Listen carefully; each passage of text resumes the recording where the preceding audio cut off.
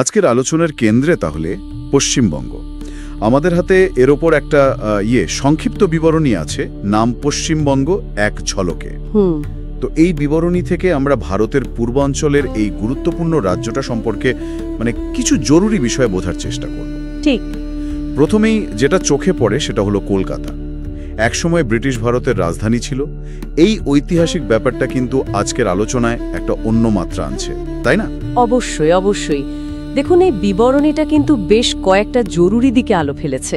যেমন ধরুন ভূগোল, ইতিহাস, তারপরে সংস্কৃতি, অর্থনীতি, পর্যটন, শিক্ষা, রাজনীতিও। হ্যাঁ। আর কলকাতা মানে শুধু প্রাক্তন রাজধানী বলে নয়, এর যে ঐতিহাসিক প্রেক্ষাপট সেটা আজও রাজ্যের অনেক কিছুকে প্রভাবিত করে চলেছে। চলুন তাহলে একটু গভীরে যাওয়া যাক। আচ্ছা, ভূগোলের কথাই যদি ধরি প্রথমে, একদিকে তো উত্তরের হিমালয় আর অন্যদিকে দক্ষিণে একেবারে বঙ্গোপসাগর। এই যে বৈপরীত্য, এটা নিশ্চয়ই রাজ্যের জীবনযাত্রা বা অর্থনীতিতে বেশ প্রভাব ফেলে। হ্যাঁ, ফেলে তো বটেই। উত্তরের পার্বত্য অঞ্চলের অর্থনীতি বলুন বা সংস্কৃতি, সেটা দক্ষিণের উপকূল বা সমতল অঞ্চলের থেকে অনেকটাই আলাদা, বুঝলেন? এই ভৌগোলিক বৈচিত্র্যটাই পশ্চিমবঙ্গের একটা মস্ত বড় বৈশিষ্ট্য। আর শুধু তো প্রকৃতি নয়, ইতিহাস আর সংস্কৃতির দিক থেকেও যদি দেখি, এই রাজ্যের গভীরতা অনেক। ঠিক। রবীন্দ্রনাথ ঠাকুর, নেতাজি সুভাষচন্দ্র বসু, স্বামী বিবেকানন্দ, কাজী নজরুল ইসলাম, এই নামগুলো ভাবুন। এরা শুধু ইতিহাসের অংশ নন, এদের চিন্তাভাবনা, কাজ, এগুলো আজও বাঙালি মননকে নানাভাবে তৈরি করে চলেছে। একদম ঠিক বলেছেন। আর সংস্কৃতির কথা যখন উঠল, দুর্গাপূজার উল্লেখ তো করতেই হয়। আমার মনে হয় এটা শুধু একটা উৎসব নয়, এর একটা বিরাট সামাজিক আর অর্থনৈতিক দিকও আছে, তাই না? ঠিক। বিবরণীতে যেমন বাংলার কথা বলা হয়েছে প্রধান ভাষা হিসেবে, যা এই সাংস্কৃতিক পরিচয়ের একেবারে কেন্দ্রে। আর এই সাংস্কৃতিক ঐতিহ্যটা দেখুন অর্থনীতির সঙ্গেও কিন্তু বেশ জুড়ে আছে। বিবরণীতে যেমন কৃষি নির্ভরতার কথা বলা হয়েছে, ধান, আলু, পাট, চা। হ্যাঁ, চা আর পাটের তো একটা ঐতিহাসিক গুরুত্ব আছে পশ্চিমবঙ্গের অর্থনীতিতে। একদম। যদিও সময়ের সঙ্গে সঙ্গে কলকাতাকে কেন্দ্র করে শিল্প আর এখন তো পরিষেবা ক্ষেত্র, সেটার ভূমিকাও বেশ খানিকটা বেড়েছে। এই পরিবর্তনটা লক্ষ্য করার মতো। আচ্ছা, পর্যটন আর শিক্ষার বিষয়গুলোও তো উল্লেখ করা হয়েছে দেখলাম।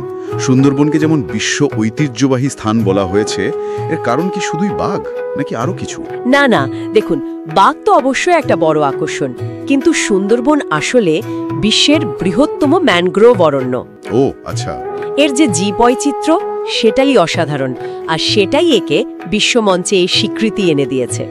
তাছাড়াও দার্জিলিংয়ের প্রাকৃতিক সৌন্দর্য আছে, শান্তিনিকেতনের ওই আশ্রমিক পরিবেশ, এগুলো পর্যটকদের খুব টানে। আর শিক্ষা, কলকাতা বিশ্ববিদ্যালয়, যাদবপুর, প্রেসিডেন্সি, বিশ্বভারতী, এই নামগুলো তো খুবই পরিচিত।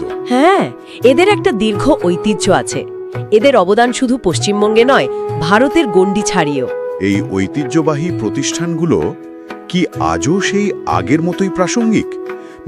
বিবরণীতে তো এদের উল্লেখ আছে, কিন্তু এদের বর্তমান অবস্থা বা প্রভাব নিয়ে তেমন কিছু বলা নেই। সেটা একটা ভালো প্রশ্ন তুলেছেন। দেখুন, ঐতিহ্য ধরে রাখার চ্যালেঞ্জটা তো থাকেই, তার সাথে নতুন সময়ের সাথে মানিয়ে নেওয়া, এটা সব সময়ের জন্যই কঠিন। তবে হ্যাঁ, এই প্রতিষ্ঠানগুলো আজও বহু ছাত্রছাত্রীর কাছে স্বপ্নের জায়গা। সবশেষে যদি রাজনৈতিক প্রেক্ষাপটের কথায় আসি, স্বাধীনতা সংগ্রামে বাংলার ভূমিকা তো আমরা সবাই জানি, অবিস্মরণীয়। সেই যে উত্তরাধিকার, সেটা কি আজকের রাজনীতিতেও দেখা যায়? নিঃসন্দেহে ভারতের স্বাধীনতা সংগ্রামের ইতিহাসে পশ্চিমবঙ্গের অবদান নিয়ে তো কোনো কথাই হবে না। সেই ঐতিহাসিক প্রেক্ষাপট আর এখানকার মানুষের যে রাজনৈতিক সচেতনতা, সেটা আজও রাজ্যটিকে জাতীয় রাজনীতিতে বেশ গুরুত্বপূর্ণ করে রেখেছে। নানা রকম রাজনৈতিক মতাদর্শের উত্থান পতন সবই তো এই রাজ্যের ইতিহাসের অংশ।